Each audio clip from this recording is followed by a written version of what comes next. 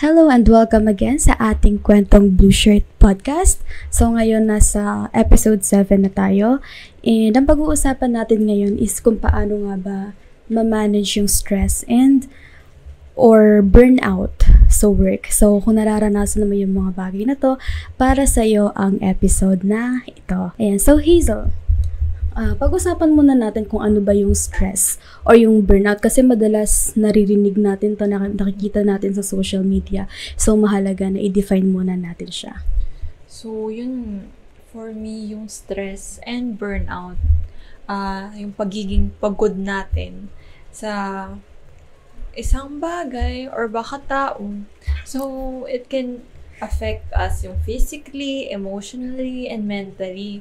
So madalas parang we have lack of motivation, parang tapos bumabagsak yung performance natin kasi nga nanghihina tayo during these times. Yan, so tama. Yung stress kasi, no, pag lagi kang stress, that leads to burnout.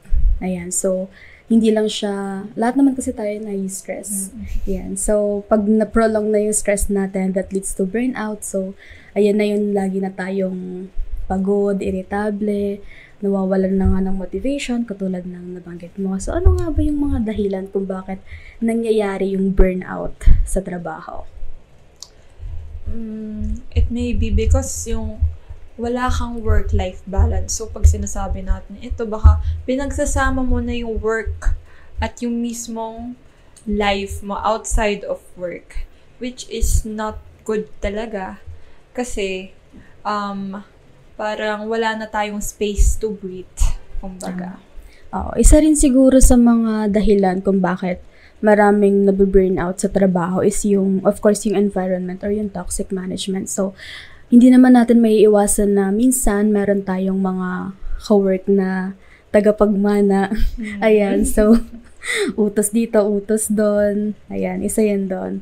Other things, pagka sobra-sobra na yung demand sa work, kesa sa kaya mong ma-provide or beyond your capabilities na yung ina-assign sa'yo. Kung naaalala mo before, meron tayong nabasa na sabi niya kaya niyang gumawa ng 500 na CHB. Kaya niyo ba yun? Ayan, so sobra-sobra naman yan. Ayan. Ano pa kaya? So, ayun nga, pag sobra-sobra na nga, baka may lack of recognition naman. Na ang dami mo na nang ginagawa, pero hindi ka kinigive thought ng manager mo, which is sad, no? Oo. Actually, ito, yung simple recognition, sobrang nagmamatter siya sa mga employee. Kasi alam mo na, okay, hindi pala waste of time yung ginagawa ko kasi nakikita pala ng boss ko na yung mga efforts ko. So, from time to time, siguro sa mga managers din, no, kamustahin natin yung mga ating teammates, i-recognize natin yung mga trabaho nila, and of course, kung sila yung nakaisip ng idea, i-recognize mo yun. Kasi may mga ganun, di ba? Nagtitake ng credit. So, kung may mga na-experience kayong ganun before, pwede nyo yung i-share sa ating comment section. Ilabas nyo yung mga sama ng loob nyo dyan. Tama. Ayan. It's a way to manage yung stress, no? Na meron kang mapag-vent outan nung mga nararanasan mo. So, speaking of that, I think pwede rin tayong magbigay ng tips, no? Kung paano ba mamamanage ng ating mga ka-blue shirt yung kanilang stress or pag nararamdaman na nila na nabe-burnt out na sila doon sa kanilang mga trabaho. Miss Hazel. So, one way to manage this is you can use your leaves. Of course. May leaves kayo, gamitin nyo yan. Usually, binibigay dyan? 10 sick leaves, 10 vacation leaves. So, kung hindi naman convertible sa cash, gamitin nyo, ubusin nyo yan buong taon. Tama.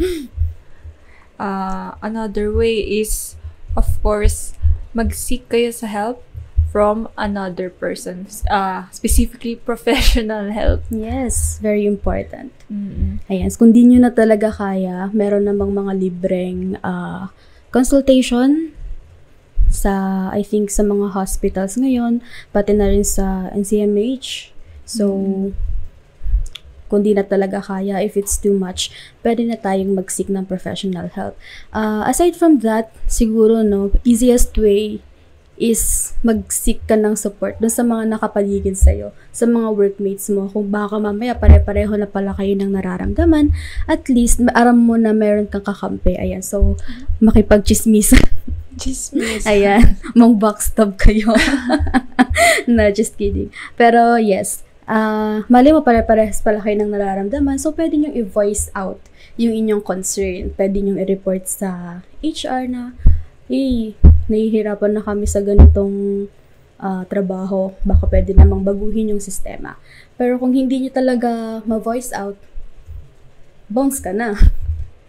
Ayun, so, kung hindi nyo talaga ma-voice out, pwede naman tayong last resort talaga is lumipat ka na lang ng work kung hindi na healthy yung environment na ginagalawan mo, dahil more than money, mas mahalaga ang ating mental health. Yes. Kasi maaapektuhan yan yung physical health mo, yung iyong emotional, lahat ng may al. Yes, actually. So, maaapektuhan yan. Kaya, always prioritize your mental health. Isa pa, siguro, nabanggit natin kanina na isa sa causes is yung, tawag dito, unrealistic work demands. Mm-hmm. So, siguro, it's important din na mag-set tayo ng boundaries and also learn to say no. Ayan. So, hindi yung pag inassign sa'yo ng task kahit hindi mo kaya. Oo ka lang ng oo. Ayan. And also, siguro sa mga managers din, actually, isa sa mga natutunan ko from our director is alamin mo yung capabilities ng teammates mo. And before mong ipagawa sa kanila yung task, siguro, gawin mo muna as a manager para at least magigauge mo na yung hirap ng task na yun bago mo i-assign sa teammates mo. So, yun yung ilang sa mga bagay na natutunan ko from our Director of Operations. Yes. Shout out. Ayan. Ayan. So, sana, pwede nyo rin i-apply yan sa mga management ninyo. Ayan. So, I think, yun yung mga natin, no? Mga tips namin ni Miss Hazel sa inyo kung nararanasan nyo na, kung feeling nyo na burnout na kayo sa trabaho nyo. And kung kina-consider nyo ng maghanap ng panibagong trabaho, ayan. Baka pwede naman. Yes. Meron tayo niyan. Sisegue talaga natin dito yung ating mga available jobs ngayon. Ayun. So, some of our available jobs ngayon. So, we have abroad jobs sa Saudi Arabia, I believe. So, yes, massage therapist, female gym trainer, electrician, oil and gas, a laundryman, nail technician. So, all of this po is for Saudi Arabia. Next, purchasing assistant, accounting staff, management trainee sa Metro Manila, and around QC. Ayan. So, iyan yung ilan sa mga job openings na meron sa Blue Shirt ngayon. So, explore nyo na yan if kayo ay naghahanap ng panibagong opportunity. So, meron din kayong chance na lumabas ng bansa. Okay, so to apply, make sure i-drop nyo lang ang resume nyo sa aming inbox o sa Google Form link na nasa caption. And download the Blue Shirt Stronger Together mobile app, available po sa Google Play Store. And disclaimer lang po, ang Blue Shirt PH ay hindi isang agency o manpower company. Kami ay isang mobile app. Again, mobile app po kami na direktang nagko-connecta sa mga blue-collar at skilled workers, sa mga employer na naghahanap ng mga manggagawa. So, kami po ay tulay lamang nila at wala sa amin ang decision kung matatanggap po kayo sa trabaho. Ayan, salamat Miss Hazel. So, abangan po nyo yung ating next episodes. And pwede rin naman pong balikan ninyo yung mga previous episodes natin para naman sa iba pang tips sa application. Also, may mga trainings din po tayo dyan. So, yun lang para sa ating episode ng Kwentong Blue Shirt Podcast. Bye!